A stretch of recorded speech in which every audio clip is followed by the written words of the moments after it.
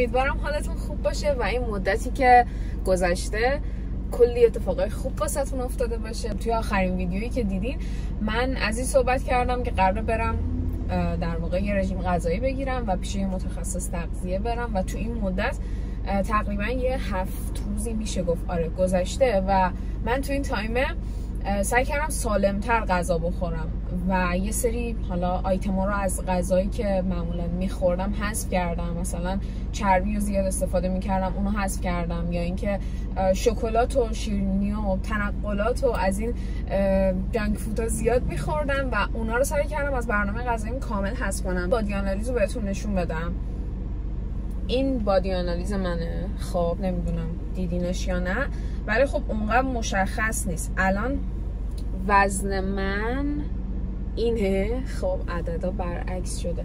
وزن من الان 64.1 کیلوگرمه و میخوام ببینم تو طی این یه هفته، یعنی از پنجشنبه هفته قبل تا پنجشنبه این هفته که قرار برم بادی آنالیز، چقدر قرار خودم تغییر ببینم با توجه به اینکه گفتم وعده‌های غذایی اوکی کردم، ولی واقعیت اگه بخوام بگم اینقدر این هفته در واقع کارهای مختلف داشتم به خاطر حالا اینترنشیپ یا دانشگاه، اصلا نرسیدم که بخوام ورزش بکنم یا یه تایمی واسه ورزش بذارم.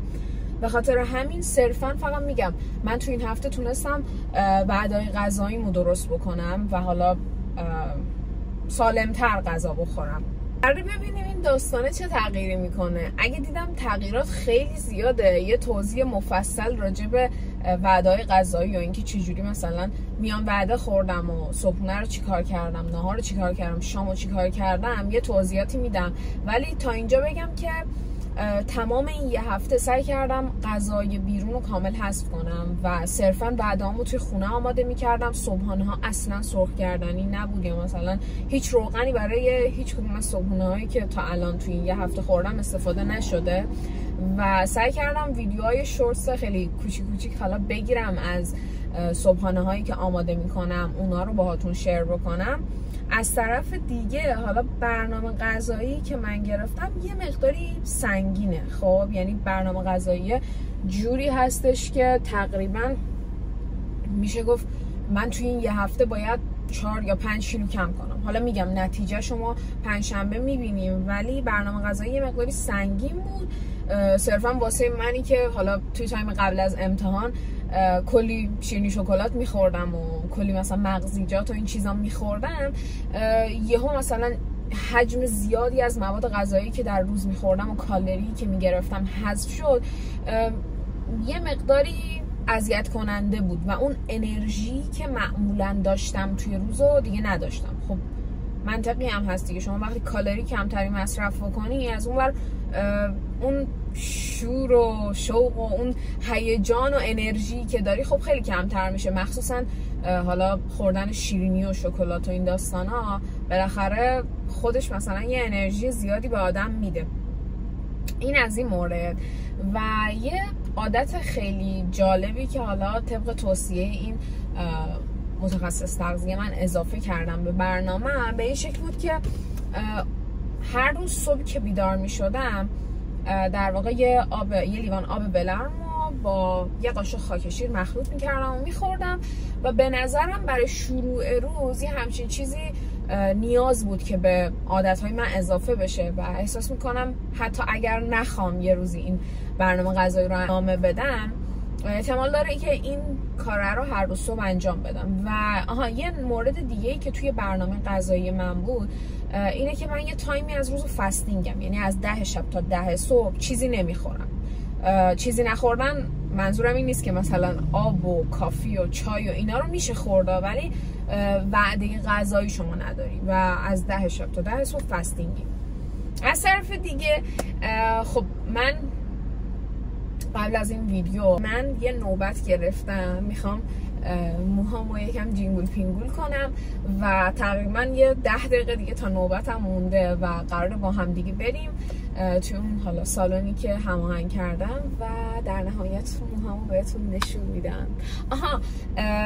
خب خلاصه با هم هستین دیگه، قراره بهتون نشون بدم که موهام قراره چه شکلی بشه و از طرف دیگه راجع به این رژیم غذایی بیشتر صحبت میکنم، به محض اینکه حالا پنجشنبه رفتم و بادی آنالیز انجام دادم، نتیجه بادی آنالیز دومو حتما میذارم اینجا. بریم دیگه.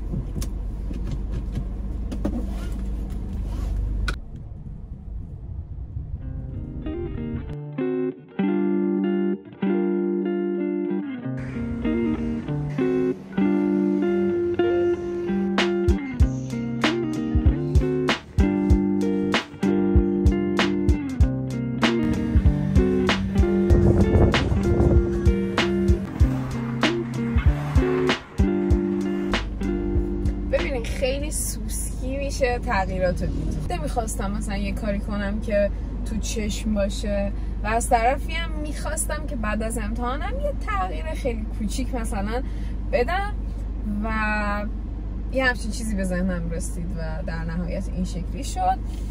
داشتم اینو بهتون میگفتم که قراره تو این یه هفته در واقع تغییرات منو ببینین و ببینین من تو این تایم پنجشنبه هفته گذشته یه لحظه ببینم چندم میشه تا 12 قراره ببینم چقدر وزن کم کردم و میزان وزنی که کم کردم و میام توی ویدیو بعدی میگم، یعنی روز پنجشنبه بلافاصله بعد از بادی آنالیز میام این توضیحات رو بهتون میدم و اگر دیدم تغییرات خوب بوده میام قشنگ توضیح میدم که وعده‌های غذاییم چیا بوده، چیکار کردم و چه تغییراتی رو دیدم توی این تایمه.